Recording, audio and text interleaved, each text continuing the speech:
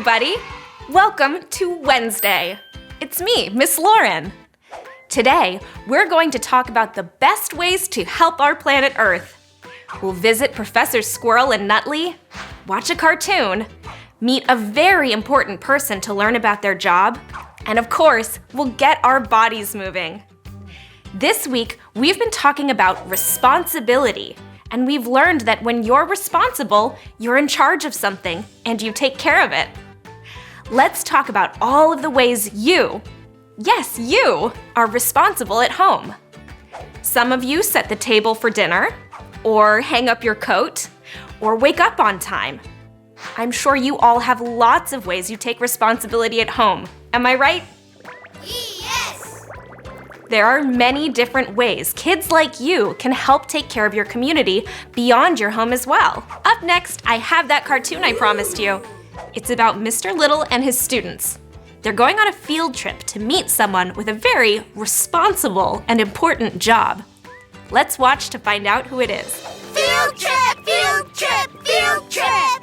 I can't wait to meet the mayor, Mr. Little. Me too. So, what exactly does the mayor do? That's a good question, Raffy. Take a look around. Who do you see? I see firefighters. Firefighters are important, aren't they? Not only do they put out fires, they keep us safe in other ways, too. Who else do you see? I see a police officer. Aren't we glad that we have police to protect everyone, Ted? I see Mr. Baba fixing the street. Keeping the streets and sidewalks repaired is important work, too. That way they're safe to drive and walk on. I see a teacher, Mr. Little. You help kids learn. That's true, Roxy. And everyone we've mentioned, including me, all work to help everyone in our community. When we help others, we call that providing a service. All this service makes our town a nice place to live.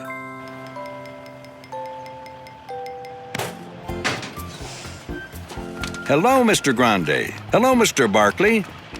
Imagine if Mr. Grande and Mr. Barkley didn't help us by collecting our garbage and recyclables. We wouldn't want that. Our town would become very stinky after a while.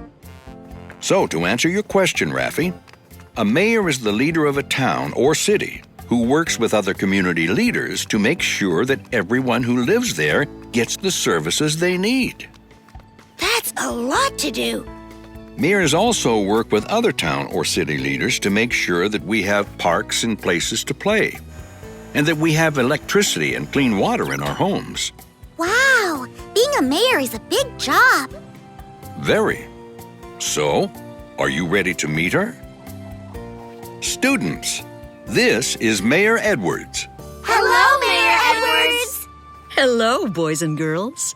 Would anyone like to ask me a question?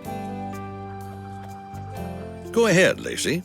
How did you become mayor? Did you win a contest or something? Well, kind of, Lacey. Every few years, our town has what's called an election. That's a time when grown-ups get to vote for who they want to be their leaders. Because I got the most votes, I got the job. Are you in charge of the whole wide world? No, that job would be too big for me, or anyone. I'm the mayor of this town only. I work with other leaders, like our state governor, to help make sure we all have the services we need.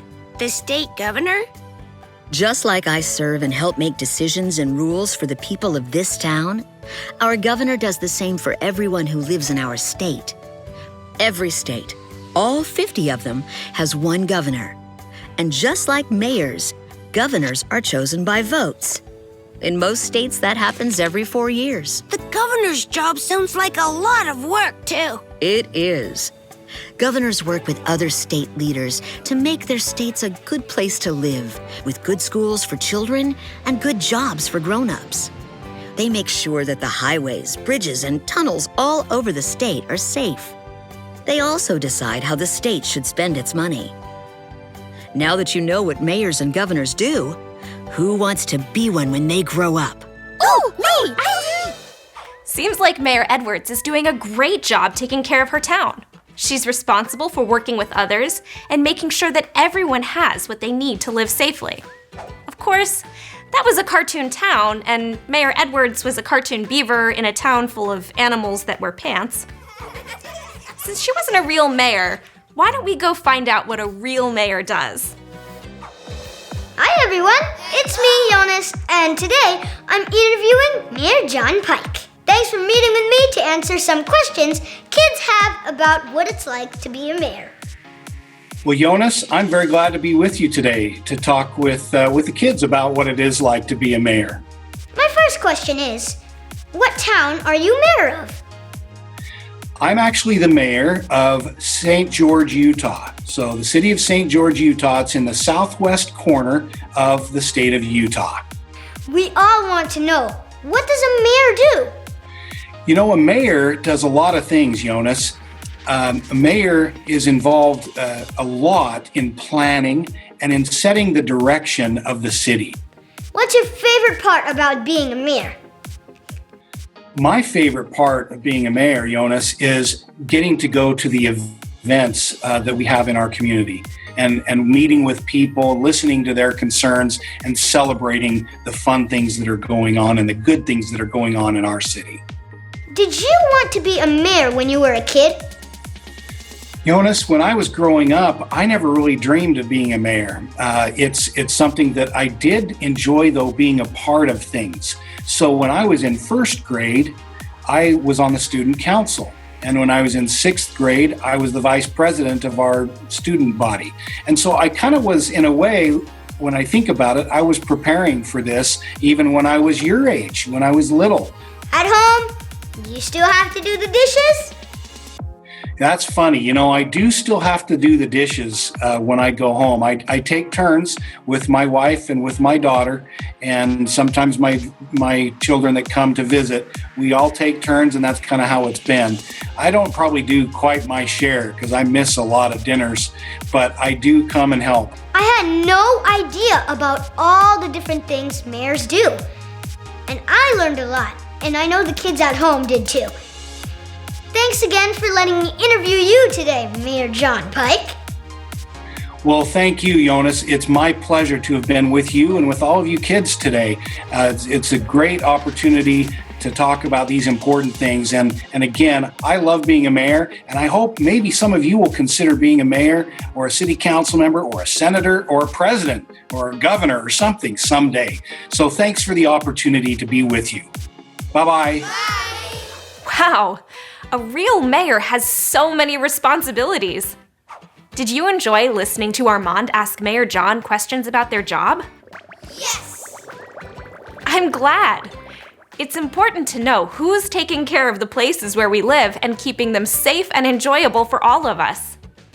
Mayors have lots of responsibilities, but they always take care of the people in their town. Whew! We have been learning a lot about mayors. But do you have any idea how old you have to become one? Here's my classroom helper, Armand, with a fast fact about one of the youngest mayors in the United States. How old do you think you need to become a mayor? 30? 40? Maybe 50 years old? Well, in 2014, Calvin Green was elected mayor of Archer City, Texas. He was only 18 years old. In fact, he was still in high school, and the kids in his class nicknamed him Mr. Archer City. Proves you can never be too young to make a difference in your community. Well, that's your fast fact. Armand, out! I wonder if his parents ever had to give the mayor a timeout. All right, it's time to get ready to dance and move it. That's right, you and you and you too. Come on, let's move.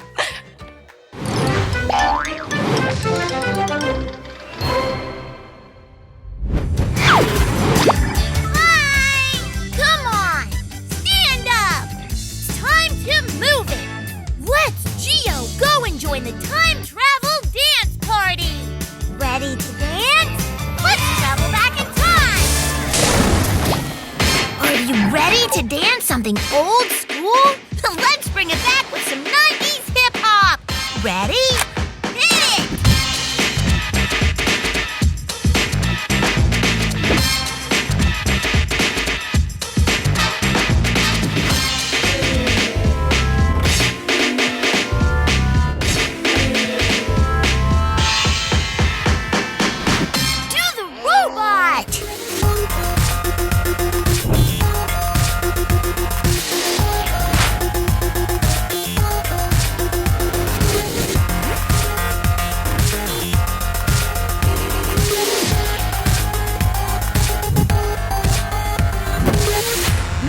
Dance your favorite dance from today!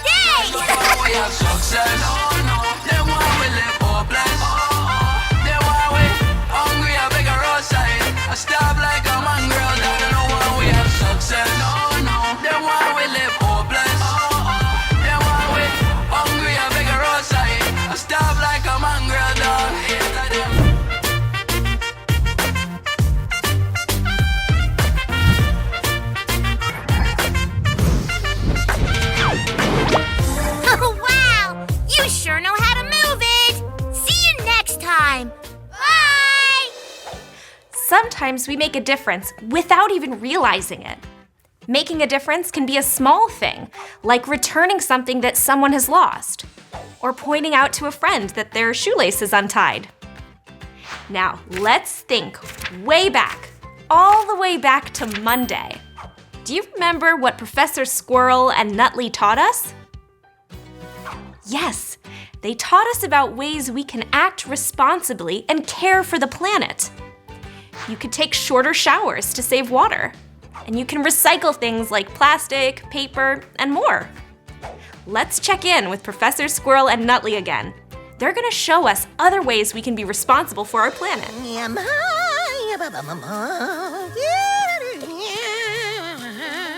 You certainly seem to be enjoying that shower, Nutley. You know it, Professor. But Nutley, not only did you take a very long shower, you didn't turn off the water. That's okay. With all the rain we've had, we've got plenty. I'm glad I came along when I did. It seems we have a bit to learn. What's to learn? I scrub behind my ears. Not about bathing, Nutley. About the things that are important for our daily living that come from nature. These are called natural resources, like the water you just used for your shower.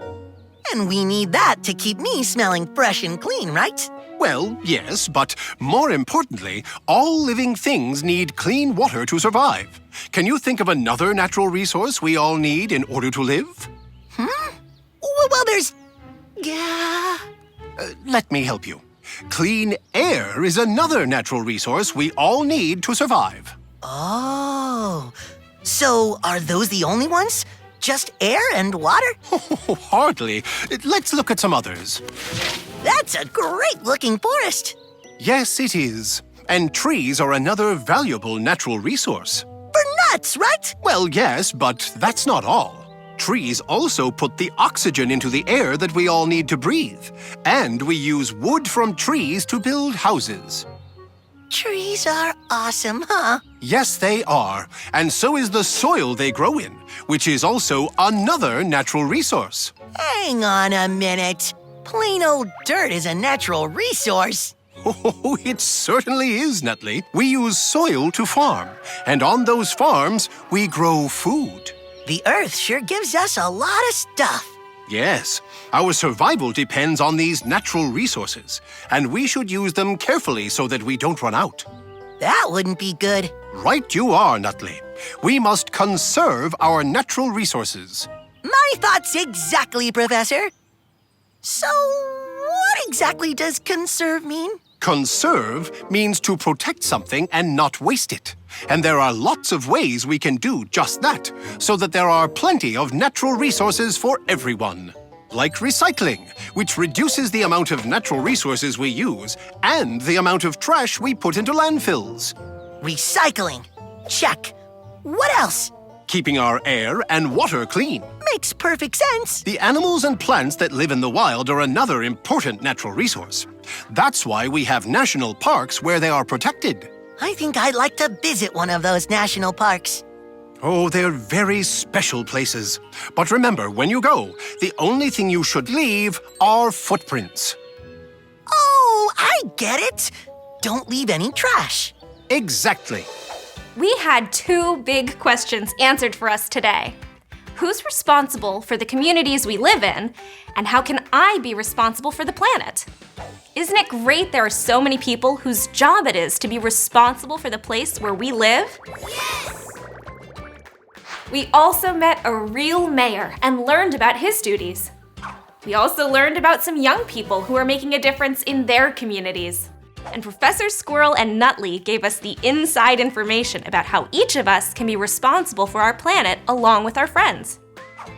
I want you to remember that you're in charge of your communities, your world, and taking care of yourself. It's your way of helping make the world a better place. Now it's time to go practice all these great things you've learned with a few activities after this. Tomorrow, we'll be back to learn more through cartoons, sing-along videos, and more. And of course, I'll be here too. Until next time, take care and goodbye. ABCmouse.com